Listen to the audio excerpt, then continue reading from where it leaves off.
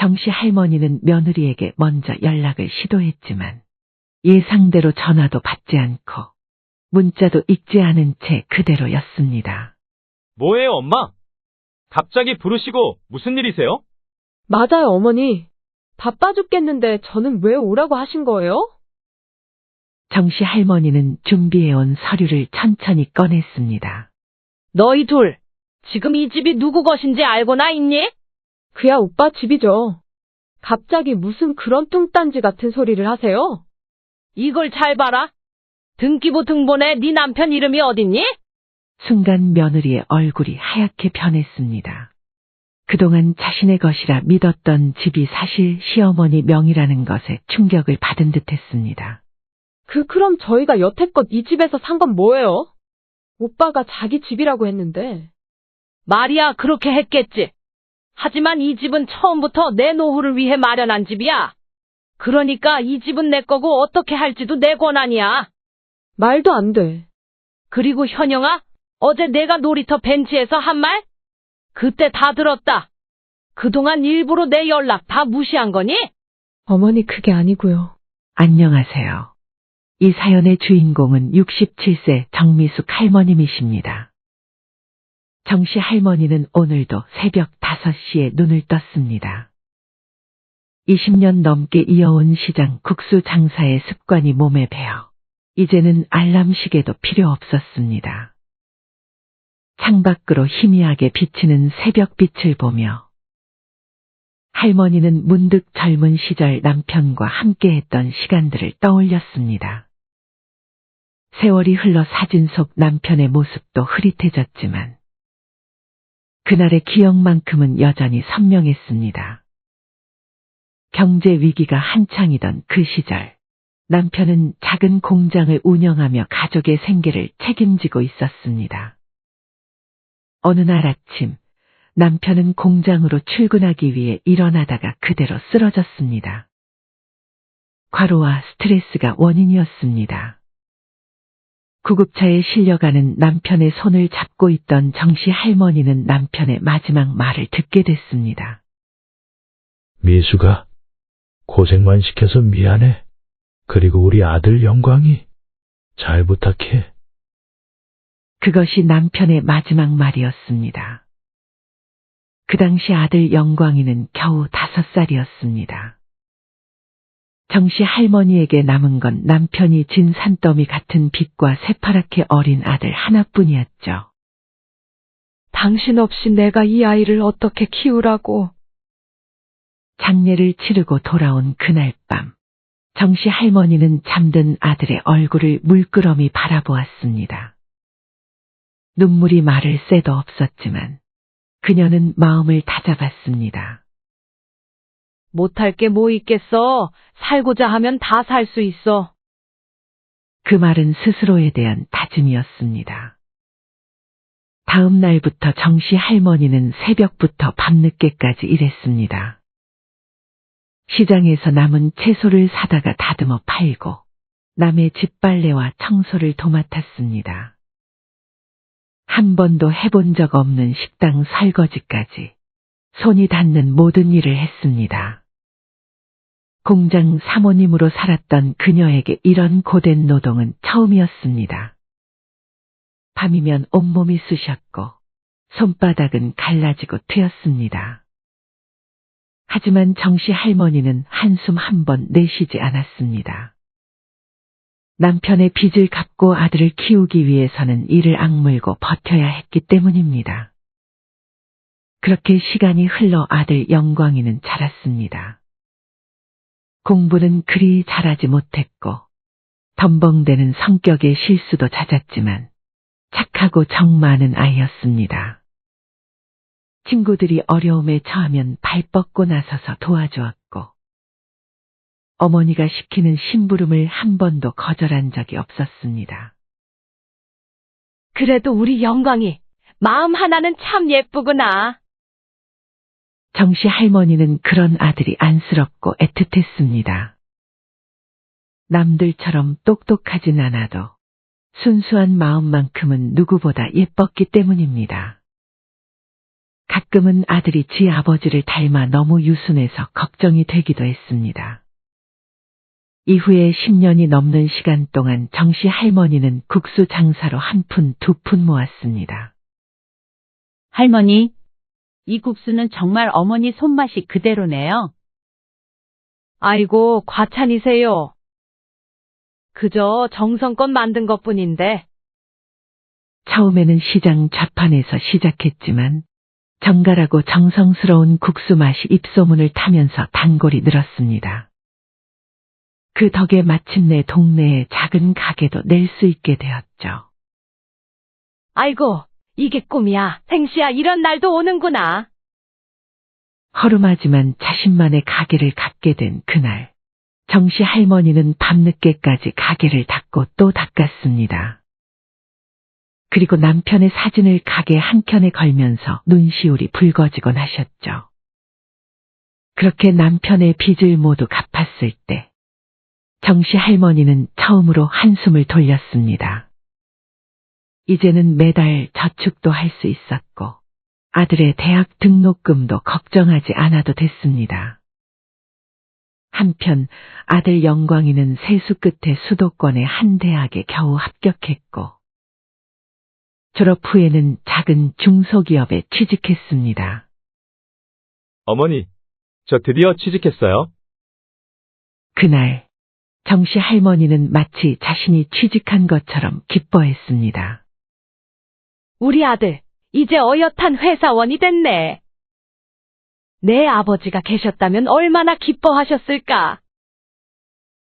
하지만 평화로운 날들도 잠시, 아들은 사회생활을 시작한 지 얼마 지나지 않아 충격적인 소식을 들고 왔습니다.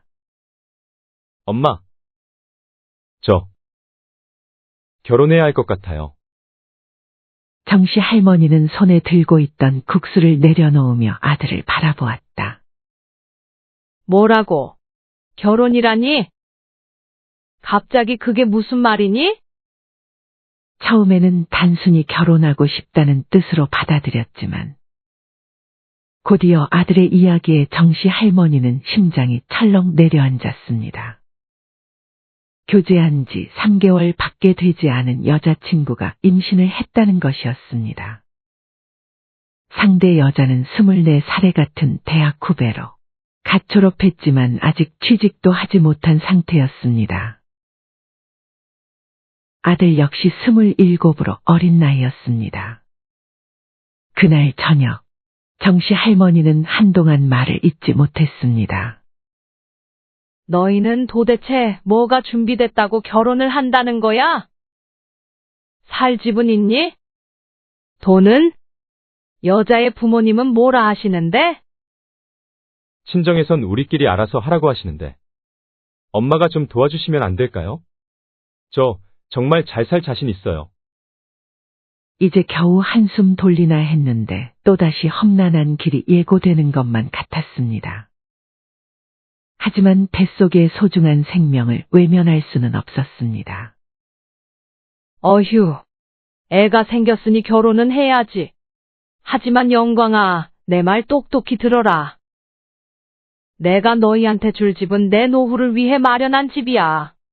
너희에게 그냥 주는 게 아니야. 너희가 책임감 있게 돈을 갚아야 할 거야. 알겠니? 아들은 연신 고개를 끄덕이며 네, 엄마. 그렇게 할게요. 정말 감사해요. 이 은혜 절대 잊지 않을게요. 라고 말했습니다. 결혼식 준비에 정씨 할머니는 어린 아들 부부를 위해 혼수와 가전제품까지 모두 부담했습니다. 며느리의 집안도 형편이 넉넉지 않았기에 친정에서는 큰 도움을 줄 수 있는 상황은 아니었습니다. 정씨 할머니는 아들의 걱정스러운 새로운 출발을 지켜보며 부디 아들과 며느리가 가정을 잘 꾸려나가기를 뒤에서 응원했습니다. 결혼 초기 24살의 어린 나이에 시집온 며느리는 서툴고 미숙했습니다. 정씨 할머니는 그런 며느리를 보며 한숨을 내쉬곤 했습니다. 요즘 애들은 다들 그런 거지 뭐. 나도 한때는 어렸으니까. 첫 아이를 낳고 육아에 서툴러 하는 며느리를 위해 정씨 할머니는 밤낮으로 도움을 주었습니다. 기저귀 갈기부터 젖병 소독까지 뿐만 아니라 출산한 어린 며느리까지 챙겼습니다. 정씨 할머니가 사실상 2명을 육아를 했다 해도 과언이 아닐 정도였죠. 다행히 며느리는 정씨 할머니를 친어머니처럼 따랐습니다. 어머니, 정말 감사해요. 저 어머니가 안 계셨으면 어쩔 뻔했어요. 그래. 너도 어린 나이에 시집와서 고생이 참 많구나. 하지만 몇 년의 시간이 흐르고 며느리의 태도는 달라지기 시작했습니다. 처음에는 작은 변화였습니다. 할머니가 건네는 말에 대답이 짧아지고 눈을 마주치는 일도 줄어들었습니다. 그러다 점차 육아와 집안일을 전적으로 할머니에게 맡기기 시작했죠. 어머니, 오늘은 제가 친구들과 약속이 있어서. 애 좀 봐주실 수 있으세요? 어머님, 이번 주도 부탁드려요. 저도 이제 일 다니잖아요. 아침마다 어김없이 어린 손주를 데려오는 게 일상이 되었습니다. 어머니, 오늘도 부탁드려요. 예. 근데 요즘 너무 자주 오는 거 아니니? 회사에서 야근이 많아져서요. 어쩔 수 없어요. 일이 그렇게 바쁘면 애 돌봐줄 가정부를 쓰는 게 어떠니? 어머니, 남의 손에 맡기는 것보다 할머니가 보는 게 더 좋잖아요. 퇴근 시간은 점점 늦어졌고 주말에도 친구들과의 약속을 핑계로 아이를 맡기곤 했습니다. 정씨 할머니는 손주가 예뻐 마다하진 않았지만 점점 체력적으로 부담이 되기 시작했습니다. 명절이 다가오자 정씨 할머니는 며느리에게 일찍 와서 음식 준비를 도와달라고 부탁했습니다. 하지만 며느리는 당일 늦은 저녁이 되어서야 슬금슬금 나타났습니다. 심지어 얼굴에는 미안한 기색도 없어 보였죠. 어머니, 죄송해요. 친정에 들렀다가 오느라 좀 늦었네요. 사과의 말에는 진심이 느껴지지 않았고 준비해 놓은 음식도 거의 손을 대지 않았습니다. 대신 소파에 앉아 휴대폰만 만지작거렸습니다. 정씨 할머니는 서운한 마음을 달래며 며느리에게 말을 걸었습니다. 밥은 좀 같이 먹지 그러니? 가족끼리 대화도 좀 하고. 괜찮아요. 친정에서 먹고 왔어요. 대화는 그걸로 끝이었습니다. 며느리는 끝내 고개도 들지 않았습니다. 이후로도 명절마다 이런 일이 반복됐습니다. 며느리는 점점 더 늦게 오거나 아예 정씨 할머니의 집에 방문조차 하지 않았고 와도 얼굴만 비치고 가버렸습니다. 어느 날 정씨 할머니는 참다 못해 아들에게 물었습니다. 영광아, 며느리가 왜 이렇게 명절에 안 오는 거니? 아들은 잠시 머뭇거리다가 대답했습니다. 현영이가 어머니와 대화하는 게 좀 불편하대요. 아직 어려서 그러니 엄마가 좀 이해해 주세요. 그 말은 들은 정씨 할머니는 며느리가 이해가 되면서도 한편으로는 자신을 완전히 무시하고 있다는 느낌을 지울 수 없었죠. 하지만 더 충격적인 말은 손자의 입을 통해 들려왔습니다. 그날도 평소처럼 아침 일찍 며느리가 손주를 정씨 할머니의 집에 맡긴 날이었죠.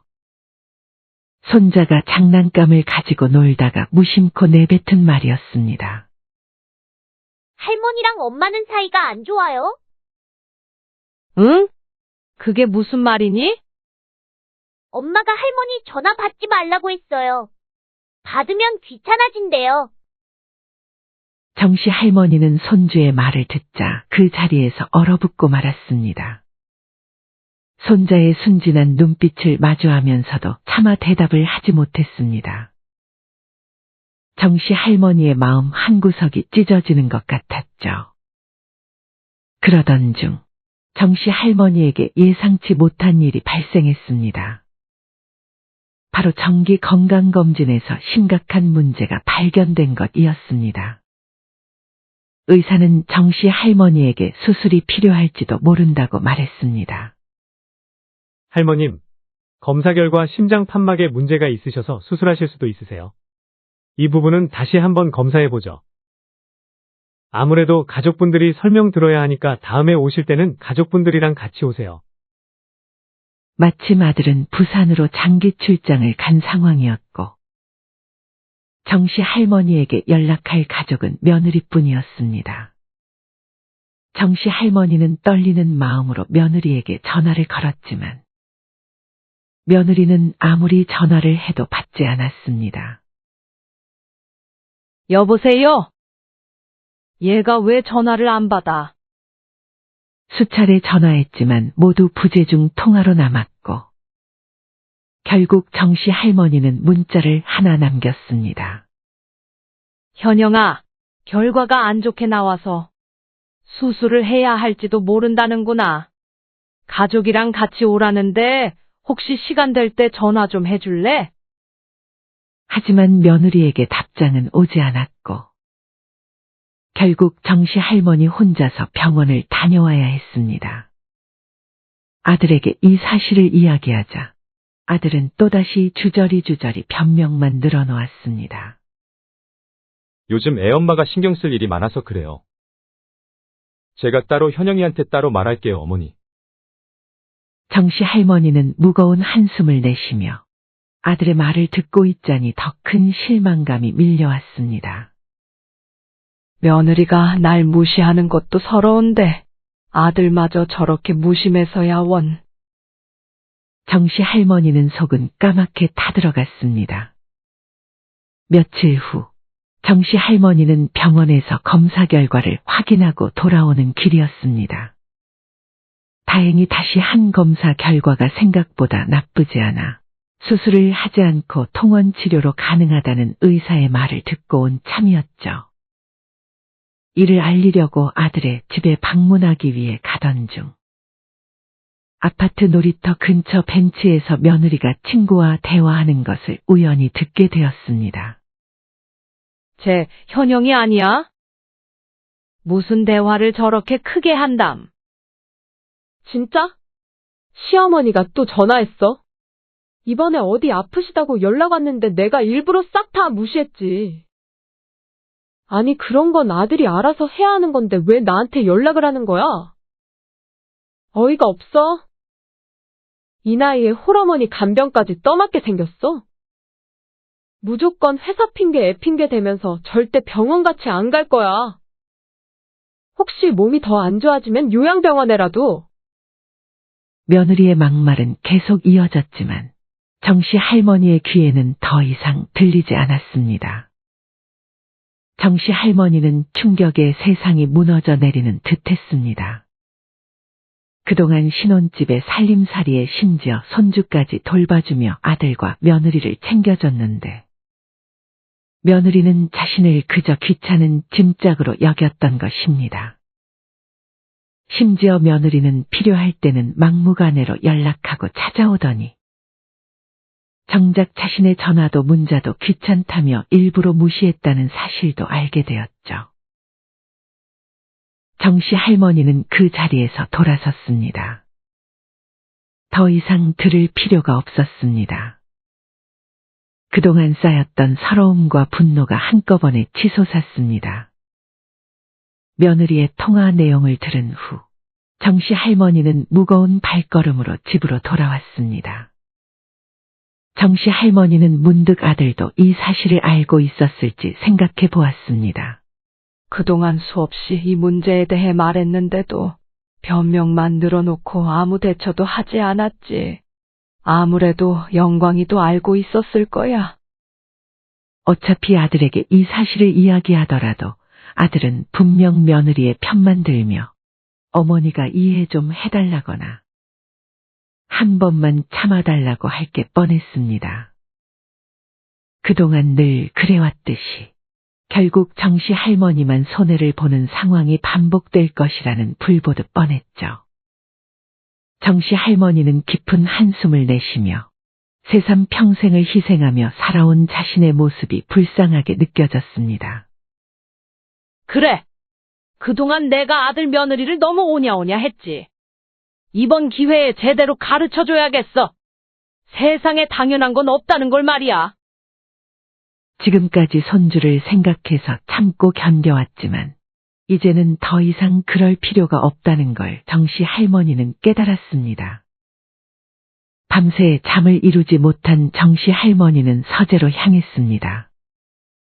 오래된 서랍장 깊숙한 곳에서 낡은 서류 봉투를 꺼냈습니다. 그 안에는 아들 부부를 위해 모아둔 통장과 등기부등본이 고스란히 보관되어 있었습니다. 다음 날 아침 일찍 정씨 할머니는 변호사 사무실을 찾았습니다. 서류를 검토하는 변호사의 표정은 진지했습니다. 한참을 서류를 살펴본 변호사는 고개를 끄덕였습니다. 법적으로는 전혀 문제가 없습니다. 모든 권리가 할머님께 있어요. 그럼 제가 어떤 대처를 해도 문제가 없다는 거죠? 네, 전혀 문제 없습니다. 오히려 지금까지 너무 관대하셨던 거예요. 변호사와의 상담을 마치고 돌아온 정씨 할머니는 이제 실행에 옮길 차례라고 생각했습니다. 집으로 돌아와 아들에게 전화를 걸었습니다. 사실 며느리에게 먼저 연락을 시도했지만 예상대로 전화는 받지 않았습니다. 문자 메시지도 읽지 않은 채 그대로였습니다. 정씨 할머니는 쓴웃음을 지으며 중얼거렸습니다. 끝까지 받지 않으려나 보네. 그래, 내가 무시한 이 전화로 결국 어떻게 될지 두고 보자. 수화기 너머로 들리는 아들의 목소리는 평소와 다름없이 무심했습니다. 영광아, 내일 저녁에 집에 좀 들리렴. 네. 갑자기요? 너랑 현영이한테 같이 얘기할 게 있어. 무슨 일이신데요? 그건 내일 와서 얘기하자꾸나. 현영이도 꼭 같이 오라고 전해주렴. 다음 날 저녁, 아들과 며느리가 정씨 할머니의 집을 찾았습니다. 며느리의 표정은 불만이 가득했고 귀찮다는 기색이 역력했습니다. 어머니, 바빠 죽겠는데 저는 왜 오라고 하신 거예요? 아들은 이미 분위기가 심상치 않음을 느꼈는지 불안한 표정을 짓고 있었습니다. 어머니의 달라진 분위기를 감지한 듯했죠. 엄마, 갑자기 왜 그러세요? 무슨 일이신데요?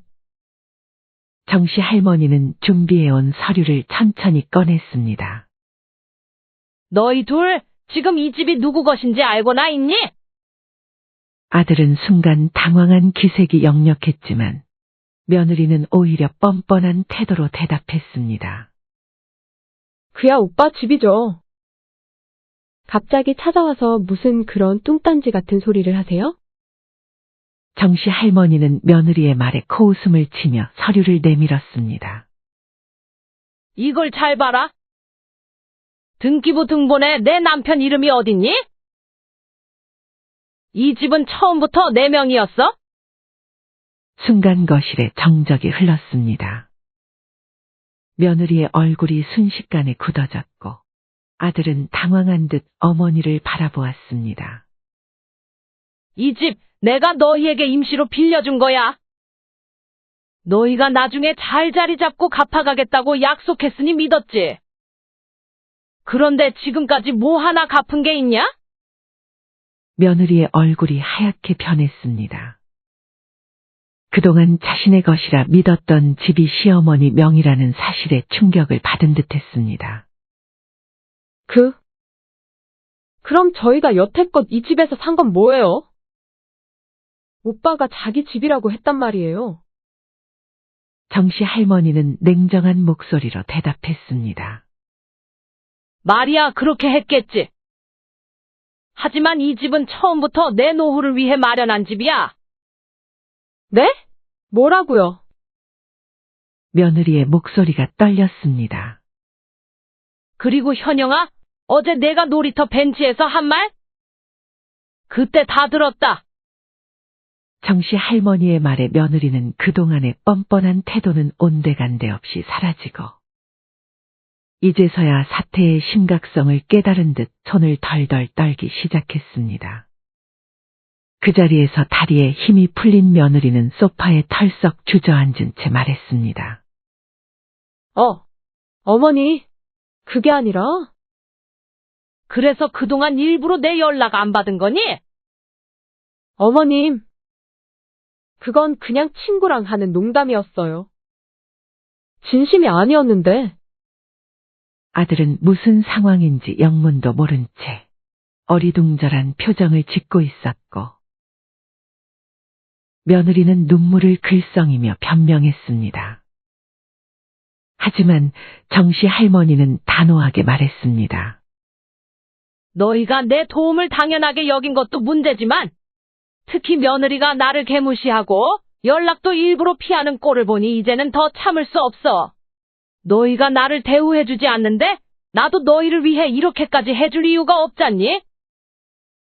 마음 같아선 그동안 못 받은 이자까지 전부 받아내고 싶지만 손주 얼굴 봐서 그건 참으마. 그 대신 다른 세입자들처럼 보증금과 월세를 내. 못하겠다면 이 집에서 나가. 아들이 황급히 어머니 앞으로 달려와 무릎을 꿇었습니다. 엄마, 보증금에 월세까지 내라고요?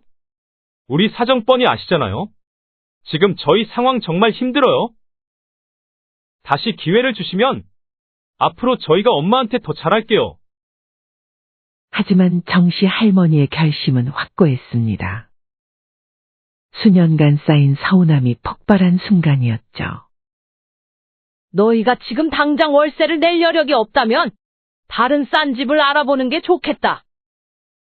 이제 너희도 예전처럼 어리지 않아. 스스로 살아갈 방법을 찾아보렴. 며느리는 갑자기 무릎을 꿇으며 울음을 터뜨렸습니다. 평소에 도도하던 모습은 온데간데 없이 사라지고 비굴한 태도로 빌기 시작했습니다. 어머니, 제가 잘못했어요. 제가 잠깐 미쳤었나 봐요. 하지만 정씨 할머니의 마음은 이미 돌아선 뒤였습니다. 됐다. 그리고 나도 더 이상 며느리에게 연락하지 않으마. 그니까 너도 앞으로 연락하지 마렴. 어차피 너네 도움 필요할 때만 연락했으니 오히려 속이 다 시원하구나.